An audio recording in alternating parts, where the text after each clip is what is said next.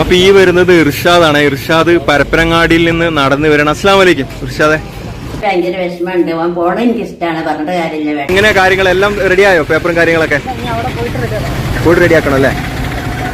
അപ്പോ ഇന്നിപ്പോ എത്ര കിലോമീറ്റർ നടന്ന്?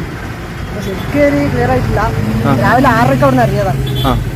ഏകദേശം 6:49 ആയല്ലേ? അപ്പൊ ഏകദേശം 35-40 കിലോമീറ്റർ നടന്നല്ലേ? മാഷാ അല്ലാഹ്. അപ്പോ മലപ്പുറം ജില്ലയിലെ പരപ്പനങ്ങാടിയിൽ നിന്ന് ഇർഷാദ് നടത്തം ആരംഭിച്ചതായി ഇപ്പൊ കോഴിക്കോട് ബീച്ചിൽ എത്തിയിട്ടുണ്ട്. മാഷാ അല്ലാഹ്. ഏകദേശം ഇന്ന് ഒരു 40 കിലോമീറ്ററോളം നടന്നിട്ടുണ്ട്. ഇന്നത്തെ സ്റ്റേ എവിടെയാണ്? ഏതെങ്കിലും കുടുംബക്കാരെ വീട്ടിലല്ലേ? അപ്പൊ ഇവിടെ ഇപ്പൊ കേരളം കഴിഞ്ഞാൽ എങ്ങനെ സ്റ്റേയും കാര്യങ്ങളൊക്കെ റെഡിയാക്കിയിട്ടുണ്ടാ? അറിയോ? ഇൻഷാ അല്ലാഹ് അതിനെന്തെങ്കിലും ഒരു വഴി ഉണ്ടാവുമല്ലേ? ഇൻഷാ അല്ലാഹ്. അപ്പൊ എത്ര വയസ്സായി ഇപ്പൊ ഇർഷാദിന്? 20 വയസ്സായിട്ടേ ഉള്ളൂ. ഹലോ മുത്തുമണികൾ, അസ്സലാമു അലൈക്കും, നമസ്കാരം. എല്ലാവർക്കും പുതിയൊരു വീഡിയോയിലേക്ക് സ്വാഗതം. അപ്പോൾ ഞാൻ യൂട്യൂബിൽ സെർച്ച് ചെയ്ത് നോക്കുമ്പോൾ ഒരു വീഡിയോ കണ്ടു. ഏതായാലും മലപ്പുറത്തെ ഒരു കുട്ടി ഹാജികളൊക്കെ ഇഷ്ടംപോലെ ഉണ്ടാകുന്നു. അത് നടന്നു പോയിട്ട് റിസ്ക് എടുത്തിട്ട് ഹജ്ജ് ചെയ്യാൻ പറ്റിയ ആൾക്കാരൊക്കെ ഇഷ്ടംപോലെ ഉണ്ട്. അപ്പോൾ വീണ്ടും മലപ്പുറം ജില്ലയിൽ നിന്ന് പരപ്പനങ്ങാടിയിൽ നിന്ന് 21 വയസ്സ് 20 വയസ്സെന്ന് പറയുന്നുണ്ട്, 21 വയസ്സെന്ന് പറയുന്നത് എന്തായാലും ചെറിയ കുട്ടിയാണെന്നറിയാം, കുട്ടി ഹാജിയാണ്. അപ്പോൾ ഇർഷാദ് നടന്നു പോയിട്ട് ഹജ്ജ് ചെയ്യാനും വേണ്ടിയിട്ട് പോവുകയാണ്. അപ്പോൾ ഇന്നലെ സ്റ്റാർട്ട് ചെയ്തിരിക്കണം. അപ്പം പരസ്യം നിങ്ങളില്ല, എന്താ പബ്ലിസിറ്റിക്ക് വേണ്ടിയിട്ടല്ല, പബ്ലിസിറ്റി ചെയ്യേണ്ടെന്നും പറയുന്നുണ്ട്. പക്ഷേങ്കിൽ പബ്ലിസിറ്റി ആണ് താനും. അപ്പോൾ അങ്ങനെയുള്ള ഒരു സംഭവമാണ്. കാരണം പബ്ലിസിറ്റി ഉണ്ടെങ്കിൽ അദ്ദേഹത്തിന് താമസിക്കാനും നിൽക്കാനും ഇരിക്കാൻ, അങ്ങനെ എന്തെങ്കിലും ഫുഡ് എന്തെങ്കിലും കൊടുക്കാനും ബാക്കിയുള്ള ഒക്കെ ആൾക്കാർ അറിഞ്ഞെങ്കിലല്ലേ പറ്റുള്ളൂ. അപ്പോൾ പബ്ലിസിറ്റി ഇല്ലാതെ നടന്ന് പിന്നെ പബ്ലിസിറ്റിയിലേക്ക് പോകാനാണ് ഉദ്ദേശം. അല്ലാതെ ഇപ്പോൾ നടന്നു പോകാൻ ഇപ്പോൾ ഈ പ്രായത്തിൽ ഇപ്പോൾ ആൾക്കത് അതിൻ്റെ ആവശ്യം വരുന്നില്ല എന്ന് എനിക്ക് തോന്നുന്നു. 21 വയസ്സല്ലേ ആയിട്ടുള്ളൂ. ഒരുപാട് കടമകളും ബാധ്യതകളും ബാക്കി കിടക്കുന്നുണ്ട്. ഹജ്ജ് എന്നുള്ളത് എല്ലാ കടമകളും ബാധ്യതകളും നടപ്പാടുകളും കഴിഞ്ഞതിന് ശേഷം ചെയ്യാവുന്ന ഒരു കർമ്മമാണ് ഹജ്ജ്. അല്ലാതെ 21 വയസ്സിൽ തന്നെ നേരിട്ട് പോയി ഹജ്ജ് ചെയ്യാനല്ല. അവൻ്റെ ബാധ്യതകൾ അവൻ്റെ ഉമ്മാനോടുണ്ട്, പെങ്ങന്മാരോടുണ്ട്, വീട്ടിനോടുണ്ട്, അതുപോലെ അവൻ്റെ ശരീരത്തിനോടുണ്ട്. അതെല്ലാം ചെയ്യാനൊക്കെ ഉണ്ട്. അപ്പോൾ ചോദിക്കും, ഹജ്ജ് പോയാലും അവിടെ തന്നെ കിടക്കല്ല, അങ്ങോട്ട് തിരിച്ചു വരില്ലേ? വരും. അങ്ങനെ ഒരു റിസ്ക് എടുത്തിട്ട് പോകേണ്ട ആവശ്യമുണ്ടോ എന്നുള്ളതാണ് എനിക്ക് പറയാനുള്ളത്. കാരണം കടമകളും കടപ്പാടുകളും ബാധ്യതകളും കിടക്കെ ആദ്യം തന്നെ ഹജ്ജ് എന്ന ഒരു കർമ്മം, അതായത് വേറൊരു ഹജ്ജിനെ കണ്ടിട്ട് ഉള്ള ഒരു ഇതായിരിക്കും. കാരണം ഈ പ്രായത്തിൽ അവർക്ക് മോട്ടിവേഷൻ കൊടുക്കണം, അല്ലെങ്കിൽ അവർക്ക് ക്ലാസ് കൊടുക്കണം. ക്ലാസ് കൊടുത്തിട്ട് അവരെ വീണ്ടും അവരെ മനസ്സിലാക്കി കൊടുക്കണം. ഇത് അനിവാര്യമാണോ? നീ ചെയ്യുന്നത് ശരിയാണോ അല്ലേ? അത് ഇപ്പം തന്നെ വേണോ? കുറച്ച് കഴിഞ്ഞിട്ട് പോരെ? നീ ഇതെടുത്ത് ചാടിയിട്ട് ഇങ്ങനെ ചെയ്ത് കഴിഞ്ഞാൽ നിനക്ക് നാളെ ഭാവിയിൽ അവിടെ എത്തുമ്പോൾ 1 ദിവസം കൊണ്ട് 2 ദിവസം കൊണ്ട് അതൊന്നല്ലല്ലോ സംഭവം. നടന്ന് പോകാനുള്ളതാണ്. ഇതിപ്പോൾ പിന്നെ രാജസ്ഥാൻ വരെ നടന്ന് പോകുന്നതാണ് പറയുന്നത്. രാജസ്ഥാനിൽ നിന്ന് ഫ്ലൈറ്റിന് പോകും ഒമാനിൽ പിന്നെ വീണ്ടും നടന്ന് പോവാം എന്നാണ് പറയുന്നത്. എന്തായാലും അദ്ദേഹത്തിന് അലാല ഉദ്ദേശങ്ങൾ അല്ലാതെ ഹാസിലാക്കി കൊടുക്കട്ടെ. നീയത്താണല്ലോ എല്ലാം. അപ്പം അവരെ ഉമ്മാൻ്റെ ഇതൊക്കെ നമുക്കൊന്ന് കണ്ടു നോക്കാം. ഉമ്മക്ക് എന്തൊക്കെയാണ് പറയുന്നുള്ളത്, ഉമ്മണ്ട് വല്യമ്മണ്ട്, അവരൊക്കെ എന്താണ് പറയുന്നുള്ളത് കണ്ടു നോക്കാം. നേരെ വല്യമ്മനോട് ചോദിക്കാം. വല്യമ്മ, നിങ്ങൾക്ക് എന്താണ് ഈ ഒരു അവസരത്തിൽ എന്താ പറയാനുള്ളത്? എനിക്ക് ഭയങ്കര വിഷമമുണ്ട്. അവൻ പോണ എനിക്ക് ഇഷ്ടമാണ്, പറഞ്ഞിട്ട് കാര്യമില്ല. പെട്ടെന്ന് പാട്ടക്കൂടെ ഒക്കെ പോകുമ്പോ ഒരു വിഷമല്ലേ? അവൻ ഒറ്റക്കോ അല്ല, ആ ഒരു വിഷമാണുള്ളത് അല്ലേ? യാത്ര ഹജ്ജിനുള്ള നിങ്ങൾ ആദ്യം കേട്ടപ്പോ എന്തായാലും നിങ്ങള് ഹജ്ജിന് പോകാന്നിട്ട് സന്തോഷമുള്ളൂ. അതിന് പോയി ഒറ്റയ്ക്ക് പിന്നെയും കൂടുതൽ ആളുണ്ടെങ്കിലും നമുക്ക് സമാധാനം ഉണ്ടാവില്ല. അതും ഇല്ലല്ലോ, അതാണുള്ള ടെൻഷൻ. വേറെ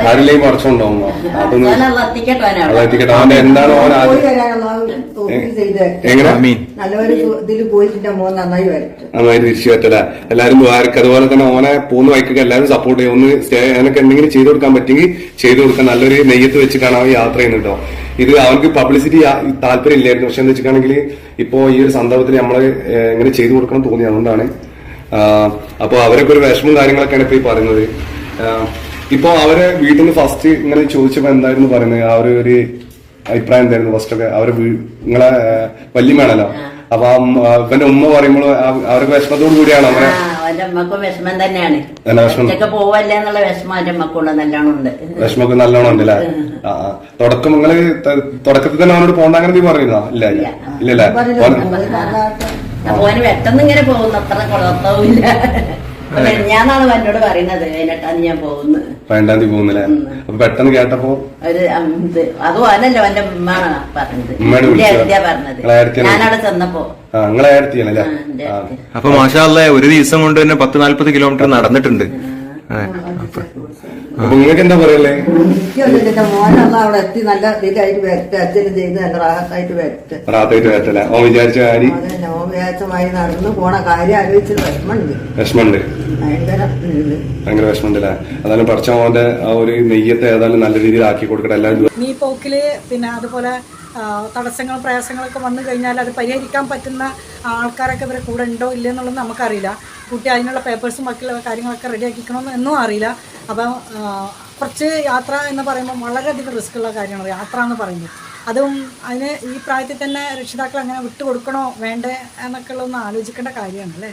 കുറച്ചും കൂടെ പക്വതായിട്ടുള്ള ആളാണെങ്കിൽ, ഒരു വിവാഹം കഴിച്ചിട്ട് ഒരു പക്വതയും അവരെ മെച്യൂരിറ്റി ഉള്ള ആളാണെങ്കിൽ അവർ പോയാലും നമുക്ക് അവർക്ക് കൈകാര്യം ചെയ്യാൻ പറ്റും. ഇത് ഭാഷ പോലും അറിയില്ല എന്നാണ് പറയുന്നത്, ഹിന്ദി പോലും അറിയില്ല. ഒരു ഭാഷകൾ വെറും മലയാളം മാത്രം അറിയുന്ന ഒരു കുട്ടി ഹജ്ജിനാണെന്നും പറഞ്ഞ് പോകുമ്പോൾ അതിന് പ്രോത്സാഹിപ്പിക്കണോ എന്നുള്ളതാണ് ഞാൻ ചോദിക്കുന്നത്. ഞാൻ തെറ്റായിട്ട് പറയല്ല, ഞാൻ പറഞ്ഞ തെറ്റാണെങ്കിൽ പൊറുക്കുക.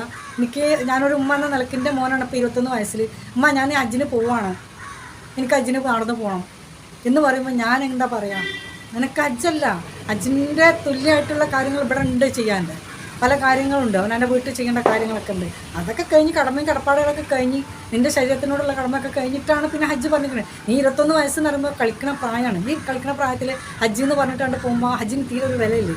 അതെപ്പോഴാണ്, എന്താണ്, ഏത് സന്ദർഭത്തിൽ എങ്ങനെയൊക്കെ വേണ്ടതെന്നുള്ളത് നമുക്കറിയുന്ന കാര്യമല്ലേ. പിന്നെ എടുത്ത് ചാടിയിട്ട് ഒരു കുട്ടിയാണ്ട് പറയുമ്പോൾ നമ്മളെ വീട്ടുകാരാണ്ട് പറഞ്ഞേക്കുന്നത് ശരിയല്ലല്ലോ. ഇതിപ്പോൾ എന്തോ ഇത് കണ്ടിട്ട് ഇനി വേറൊരു കുട്ടിക്ക് പോകണമെന്ന് തോന്നും, വേറൊരു കുട്ടിക്ക് പോകണമെന്ന് തോന്നും. ഇപ്പോൾ മൊത്തത്തിൽ ഹാജിമാരുടെ കൊട്ടാകുമോ മലപ്പുറം ഡിസ്ട്രിക്റ്റ്. അപ്പം ഇതിനൊക്കെ എന്ന് പറയുമ്പോൾ ഒരു പരിമിതികളൊക്കെ വെക്കുക. മക്കൾ എന്ത് പറയുമ്പോഴും നല്ല കാര്യമാണെങ്കിൽ പോലും ആ നല്ല കാര്യമാണെന്നുള്ള, പക്ഷെ അവരുടെ ഉദ്ദേശം വേറെ എന്തെങ്കിലും ആയിരിക്കാം. അല്ലാതെ ഇപ്പോൾ ഹജ്ജിന് പോകണം എന്നുള്ളത് പറയാനിപ്പോൾ ആ കുട്ടിക്ക് അത്ര ആത്മീയത ഉണ്ടെന്ന് നമുക്ക് തോന്നുന്നില്ല നമ്മൾ കണ്ടതിൽ. പിന്നെ രണ്ടാമത്തെന്ന് പറയുമ്പം ഈ ഭാഷയും മറ്റുള്ള കൈകാര്യം ചെയ്യാൻ അറിയാത്തവർ, ഇവിടെ നിന്ന് അങ്ങോട്ട് വിട്ടിട്ട് നാട് വിട്ടിട്ട് ശീലമില്ലാത്ത കുട്ടികൾ, അങ്ങനത്തെ കുട്ടികളൊക്കെ പുറത്തു കൂടുമ്പോൾ നമ്മൾ ശ്രദ്ധിക്കണം. നാളെ വരും വരായിക ചിന്തിക്കാതെ രക്ഷിതാക്കൾ അതിന് ഓക്കെ കൊടുക്കുമ്പോൾ നാളെ വല്ലതും സംഭവിച്ചിട്ട് ഖേദിച്ചിട്ട് കാര്യമില്ല. ഒന്നും ഉണ്ടാവാതിരിക്കട്ടെ, നമ്മൾ ആ പ്രാർത്ഥന അത് തന്നെയാണ്.